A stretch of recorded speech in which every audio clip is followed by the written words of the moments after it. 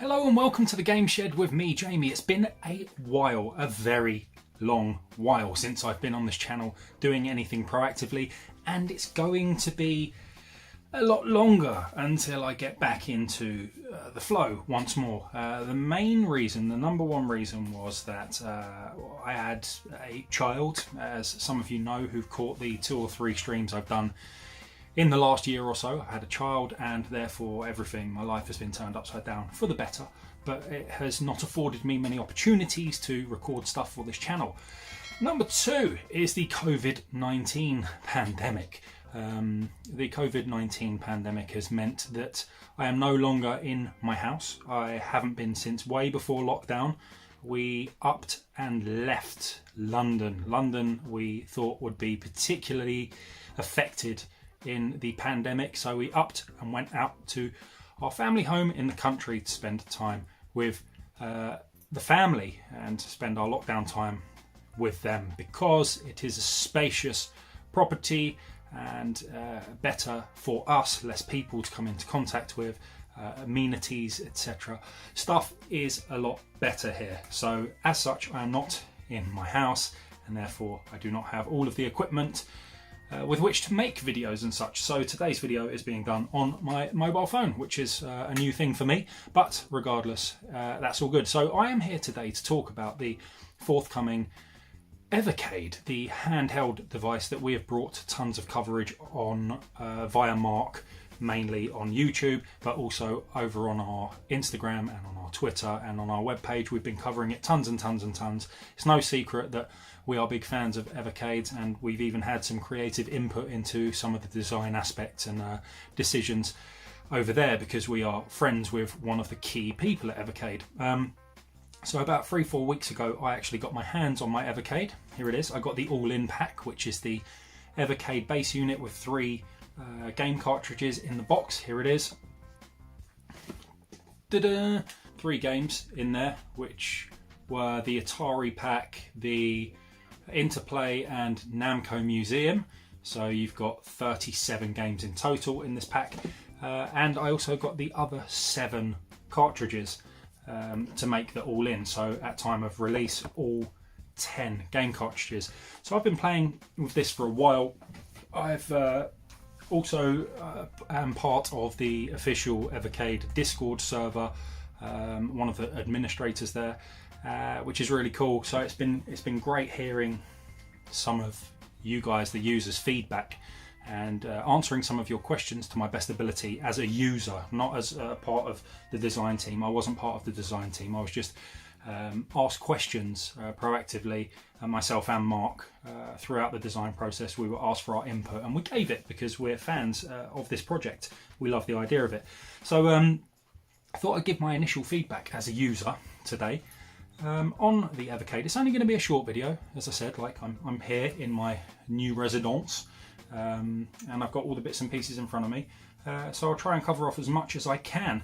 So here it is. Form factor, very nice. I really like it. I like the colours. I love the clicky shoulder buttons. I love the D-pad. The D-pad's nice and springy. It's beautiful. The buttons are clear. Much prefer the AB layout as opposed to the BA Nintendo layout. I love that. There has been controversy surrounding the button mapping. That is a mapping to hardware issue in the emulation that runs this. That has now been fixed pre-launch, fixed via a firmware update. So if you get one in the next couple of weeks, you will have to, if you want to, run a firmware update. That's totally up to you. It's not going to impact play. As Mark mentioned in his video, there's a couple of games where it's a bit weird, the mapping, like Renegade, one of my all-time favourite games. It's kind of like if you push these 2 buttons, you punch to the right of the screen, and if you punch these, if you press these 2, you punch to the left of the screen, which are obviously counterintuitive looking at the controller. So that will obviously be something that the firmware update fixes. That aside, the unit itself is absolutely stunning. Things of note that I really love. I love the flushness when you insert a cartridge. This is a cartridge-based system meant to replicate systems of old, where we got a physical cart and we slotted it in, which is great. I love all the little mini logos on the cartridges. as you can see, as my phone tries to distinguish my face from the cartridge. This is Namco Museum Collection 2. I love that. It's just a self-explanatory little system. I love some of the abilities in here for you to, if you want to change the aspect ratio from 4:3 to 16:9, giving you a full screen experience. I love the fact that it's got an HDMI mini port on there to hook it up. I have been hooked up and playing this on my curved 27-inch monitor with absolutely zero issue at all. I know there are some issues out there with certain games to do with sound and configuration setups and whatnot. I have not experienced that yet. There's 123 games to go through in various setups to experience those issues. I haven't found any yet, but I haven't played all 123 games in that exact setup. I wouldn't have purchased this for the ability to play it on my television. This is a handheld unit to me, and I like to play this while, I don't know, on the toilet, for example, or on my sofa. It's a nice thing. Other things I love about it, I love the save states, so you can save a game and you can continue where you left off. There seem to be sort of unlimited save states for each game. I scrolled along to select a save state up to about 200 and something when I last checked. So if you want 200 different game saves per game, it's up to you, you can. And that's a great thing. There's a few little niggly things here and there. For example, on 20 of the 123 games, you can select a language. It doesn't actually do anything, all right? That's a throwback to the emulation they're using in there, and the developers have not turned that option off on some of the games that are on the cartridges. There are only 20. The cartridge with the most language selection option is the Pico Interactive Collection 1 cartridge, and of the 20 games on this cart, 8 of which you can select a language that does nothing. So that's an oversight potentially. Other things that are of note, people have, I've been keeping an eye on the Discord server, etc. People have noted that, hey, there's no dust flap in 2020. There should be a dust flap on all consoles, on all systems. Should there? I mean, my Game Boy Advance at home, that still runs perfectly. That hasn't ever had a dust flap on it. My Game Boy, my original Game Boy, doesn't have a dust flap. That still runs fine. So do we need it? No. It's a nice aesthetic, but really, practically, don't really need it. And if it was to hinder this flushness, definitely don't want it. As I said, the buttons are responsive. Nice to have a headphone socket. It's a micro USB charging port. The charging takes no time at all. It's really good. The menus are nice and intuitive. One of the other things that I did have a little ramble about was the fact that you can only change the brightness. There are 3 brightness settings. There's high, medium and low. You can only change those outside of a game menu. So if you're playing a game and potentially your screen's too dull or too bright and you want to change that, you have to exit the game, go to the menu here, this, and then press that, and then you go down to the brightness and change it there. Then you can go back into your game. It's a minor inconvenience, that is all. Aside from that, not too much to complain about. There's a hell of a lot of games so far. There's 123 games across 10 cartridges. I found myself playing mainly a small handful. Here are the cartridges that I'm mainly playing. So if I go through them, the Pico Interactive Collection, just there, which I've been playing quite a lot of Magic Girl. I like shoot 'em ups. I like top-down shoot 'em ups. Magic Girl is very difficult. Defo worth a try. I've also on this cartridge been playing Brave Battle Saga, which looks like a fairly competent top-down RPG. I love a good top-down RPG, heralding kind of from the ages of the 16-bit Zelda titles, or even, I mean, looking at, for example, some of the new mini consoles and whatnot, I tend to gravitate towards those top-down RPGs. What else is on here that I've been playing? I think that's about it. The sprites and whatnot are really bright on these Pico games, and very enjoyable. So yeah, there's that. Then I've been playing Data East. Now Data East was one of the, when we got told that the Evercade was coming at some point last year, year before last, whenever it was, and what kind of games we'd like to see on it. The very first game that I said, if you bring me a retro console and you can put cartridges on it and it's officially licensed, I want to see one game. I don't care what else you put on it, but I want to see one game. And that game is Burger Time. And shortly thereafter, the chap we are friends with came back and said, well, I've got some good news for you. Data East, Burger Time. Yes, I can play Burger Time on my Evercade, officially licensed. I love it. And the D-pad really lends itself well to Burger Time. I know playing NES Burger Time, sometimes the D-pad on the controller sticks and you get stuck on the ladders and stuff and it's a nightmare to play. But on this, I found it really intuitive, really nice, really, really nice. Also on this cart, you've got Bad Dudes, Two Crude Dudes and such. I haven't spent too much time on any of those other games, but at some point I will. But Burger Time for me is a winner. Then we have Namco Museum 2, which I've been playing a lot, as you can see, because the cart is in the slot at the moment. And that is because I've been playing Phelios, Phelios, which is another top-down shoot-'em-up, and Dragon Spirits, another shoot-'em-up. I'm a massive fan of shoot-'em-ups. I would love nothing more than a cartridge just full of shoot-'em-ups, like cave games, just all be on there. That would make me buzz, because I just love them, and the screen lends itself nicely to shoot 'em ups, and it's bright. The D-pad is very responsive, as are the buttons.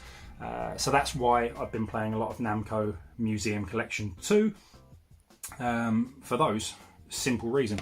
And the Technos, I don't know how to pronounce it, because Double Dragon, Super Double Dragon, Double Dragon 1 and Double Dragon 2.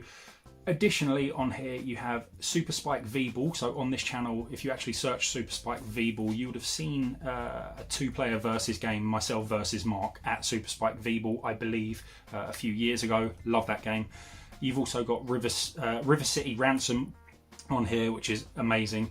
And you have a game that harks back to when I was a child, which is Renegade, a beat-em-up, notoriously difficult. I love the Renegade franchise. It spiraled off and went to different publishers and developers and whatnot, and Renegade 2, really good. I think it was called Target Renegade, things like that. Renegade 3 got a bit silly with dinosaurs, but I loved the franchise. It was something that meant a hell of a lot to me when I was a kid. They're the main carts I've been playing. I've been interested in the two Atari collections. I had a 7600, so there's a few games on there that are going to bring me quite a lot of nostalgia. I think it's very interesting, the Mega Cat Indie Studios cart for things like Log Jammers and Coffee Crisis. I've not actually played them. They've always come across my radar, so let's see how that translates into a handheld. Namco Museum, always good if I fancy a little Pac-Man outing, or Dig Dug, just classics really. I won't probably play all of the games on there, but yeah, some good things. And Interplay, of course, for Earthworm Jim 1 and 2 and Battle Chess. I'm not too sure about things like Clay Fighters, but yeah, could be good. So the main points here are licensed games, right? Absolutely thrilled to have all these licensed games. I know a few bits and pieces forthcoming that have not been announced yet that I'm extremely excited about, that I cannot wait to be announced. Anyone who knows me will know when that announcement drops how excited I'm going to get. The forthcoming Atari Lynx thing is interesting, with the 16:9 aspect ratio partaking, and there's a few other exciting developments forthcoming. Yeah, it's not going to be for everyone. I know there's been some issues about the buttons and plugging it into a capture card, and the fact that there's certain ports on here like NES ports where people perhaps say, oh, we should have arcade ports, and that's all well and good. And look, if you speak about these things, the guys at Evercade are actually listening and proactively doing things, like, as I said about the firmware fix for the button mapping, that's already happened. So, you know, they've already said that arcade games are being looked at, and it's all to do with licensing, and there should be some stuff coming shortly. So look, just chill. It is my message. I'm excited about what the future holds. I would love arcade games. I would love shoot 'em ups. There's a few franchises from the 80s and 90s I'd love to see on here. So yeah, that's my thing, my thoughts and my feelings on the Evercade. A great little handheld, absolutely beautiful system, going to look really smart on a shelf somewhere. I'm excited to get all of them. I love what they've done there with the spines. They've got the little logos, the numbers, etc. It's just a great thing. I love the form factor. I love the size. Look, there's a Vita and there's the Evercade side by side. There you go. You can get an idea of the size of it. It's a British company as well, which, you know, in the 80s, Britain ran these things. You know what I'm saying? So gives me a bit of pride to have an Evercade. If you're into retro gaming, I can't do any more than just praise this and say, off you go and get it. It's not going to be for everyone. There's going to be certain things that annoy certain people, and that's fair enough. You know, just give it a spin, give it a try. You might love it. The sound is great on it. It's got 2 speakers. It's nice and vivid, and it does the trick. It does exactly what they promised, and it's amazing. I didn't even mention the fact that the nostalgia goes deep in this with the instruction manuals. With, you can see there the buttons and a little bit of publisher information, and it's just a complete package for a retro gaming nostalgia fix nerd type situation. And that's about all I've got to say. Just my rambling thoughts on a Thursday afternoon. So yeah, do let me know your opinions on what I've said. Do you think I've got anything wrong here? Do you think I'm overhyping it? Have I failed to mention anything? Let me know. I'm not going to be as active on this channel as Mark is, but I will certainly try and do these a little bit more regularly from this bizarre location. Do reach out to us on Twitter as well, at GamesShed. You can follow us on Discord as well, and all the various places, you know where we're at. And next time you see me, this will be even bigger, because I've said to myself during lockdown, I ain't shaving it, so I'm gonna be that guy. So thanks for watching, guys, and until next time, I'll see you later.